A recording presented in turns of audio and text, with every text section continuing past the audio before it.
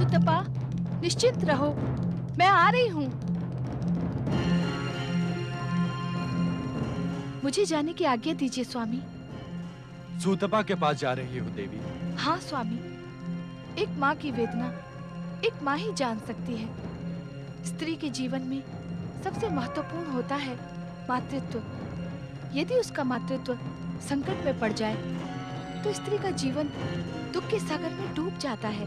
देवी, इस संसार में माँ के हृदय में करुणा और मातृत्व का जो संचार है उसका केंद्र तुम ही हो। इसीलिए जगत के प्राणी तुम्हें जगदम्बा कहते हैं। स्वामी, बातों में कहीं मार्कंडेय के प्राण संकट में न पड़ जाएं। मुझे जाने की आज्ञा दें। नहीं देवी, वहां जाने से कोई कार्य सिद्ध नहीं होगा। वहां न जाना ही उचित होगा। एक माँ की वेदना असहनीय होती है स्वामी। मुझे स्वयं जाकर उसे आश्वस्त करना ही होगा। अन्यथा क्या देवी?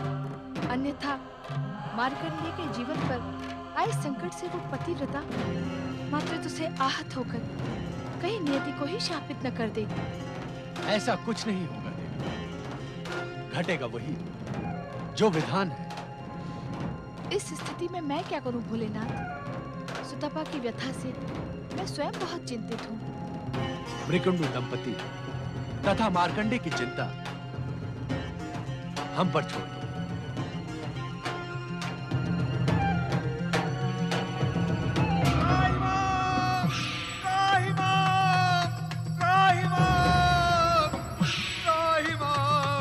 रक्षा करो दर्शन, रक्षा करो। क्या बात है यमदूत? तुम तो मार्कंडेय के प्राण हरने गए थे। उस चमत्कारी मायावी मार्कंडेय के नाम से ही मुझे भय लगने लगा है स्वामी। बकवाद ना करो और अपनी बात स्पष्ट कहो। स्वामी, जो ही हमारे सहयोगी मित्र ने उस मायावी मार्कंडेय पर यमपाश फेंका तो उसके सामने के शिवलिंग से भयानक ज्वालाएं निकली। यमपाश ने पलटकर हम पर ही प्रहार किया। मेरा मित्र यमदूत अभी भी वहां अचेत पड़ा है। मुझे विश्वास नहीं होता कि तुम सत्य कह रहे हो। आज तक ऐसा कभी नहीं हुआ कि यमदूत प्राण लिए बिना लौटे हों। ये अक्षरशः सत्य है स्वामी। शांत रहो। तुम्हारी पराजय ने यमलोक की परंपरा को कलंकित किया है, जिससे हम अधिक चिंतित हैं। अब हम स्वयं मायावी मार्कंडेय के प्राण हरने जाएंगे। स्वामी, आप? हाँ, हम। यदि सृष्टि के नियमों से खिलवाड़ किया गया तो तीनों लोकों में अराजकता फैल जाएगी। प्राणी के मृत्यु में एक क्षण का विलंब भी सृष्टि की व्यवस्था को अस्त व्यस्त कर देगा। पाश, हम स्वयं जाएंगे। चित्रगुप्त जी, मुझे विश्वास नहीं होता कि स्वयं यमदेव भी उस मायावी चमत्कारी मार्कंडेय के प्राण हर पाएंगे।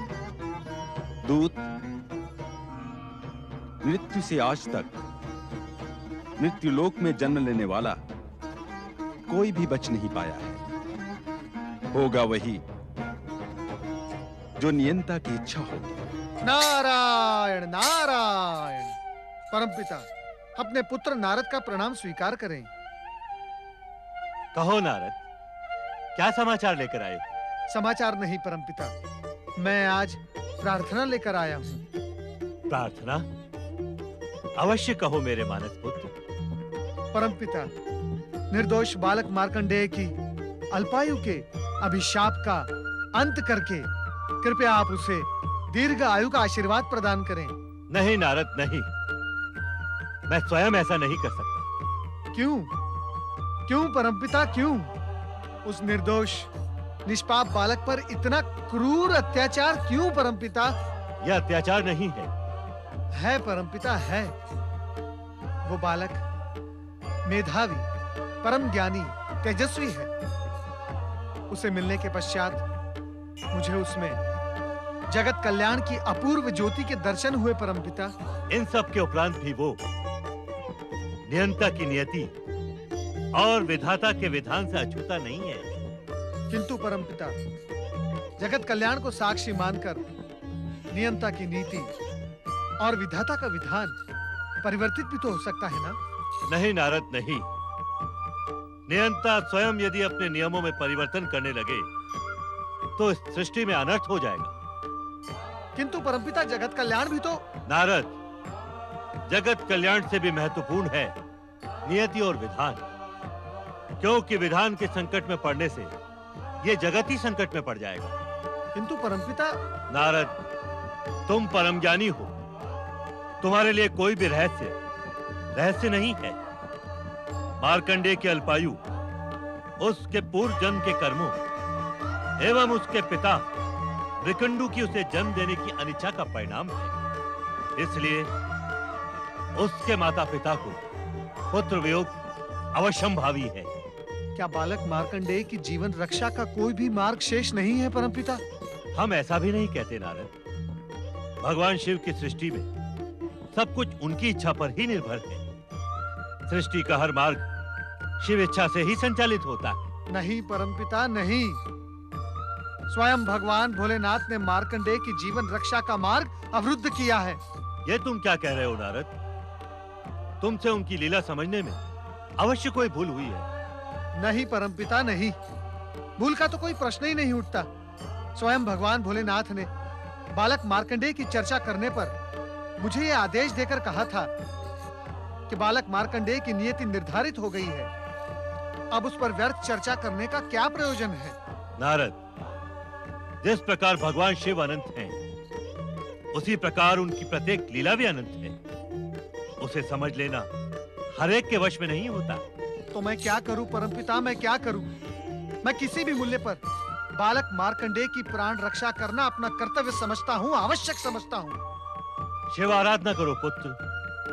वो जो भी करेंगे उसमें अंततः जगत का कल्याण छुपा ही होगा। ओम नमः शिवाय। ओम नमः शिवाय। ओम नमः शिवाय। ओम नमः शिवाय। प्रणाम। हे भोलेनाथ, मैं नन्हा बालक हूँ। आपको प्रसन्न करने का महामंत्र मैं नहीं जानता। मेरी पुकार सुनो, मुझे दर्शन दो, मुझे दर्शन दो।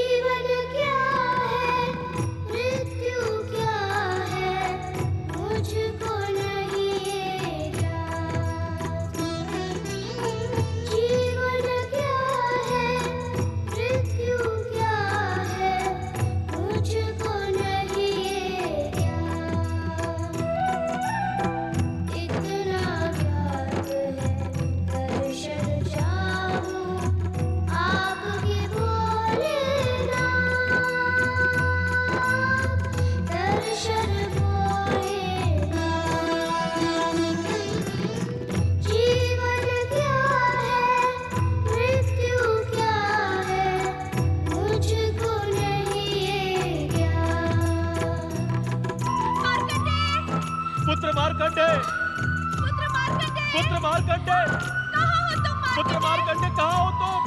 हे भोलेनाथ, दया करे भोलेनाथ।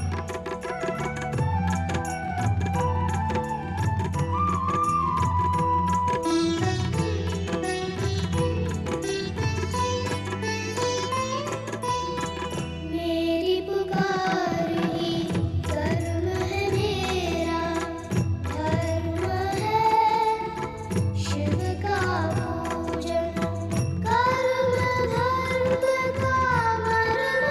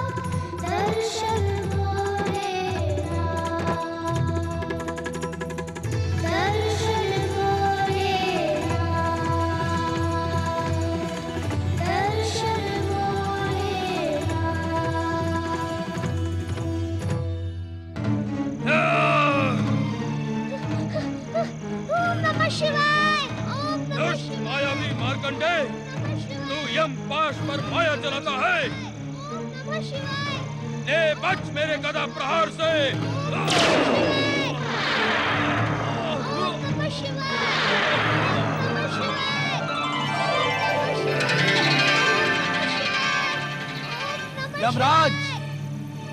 प्रभु भोलेनाथ! निष्ठापूर्वक शिव आराधना करने वाले बालक मार्कंडे पर प्रहार करने का तुम्हारा साहस कैसे हुआ? इस बालक ने शिवलिंग को हृदय से लगाकर हमारी शरण ली थी। शरणागत की रक्षा करना हमारा कर्तव्य है। क्या तुम इस सत्य को नहीं जानते कि तुम मात्र काल हो, किंतु हम महाकाल हैं, महाकाल हैं, महाकाल हैं।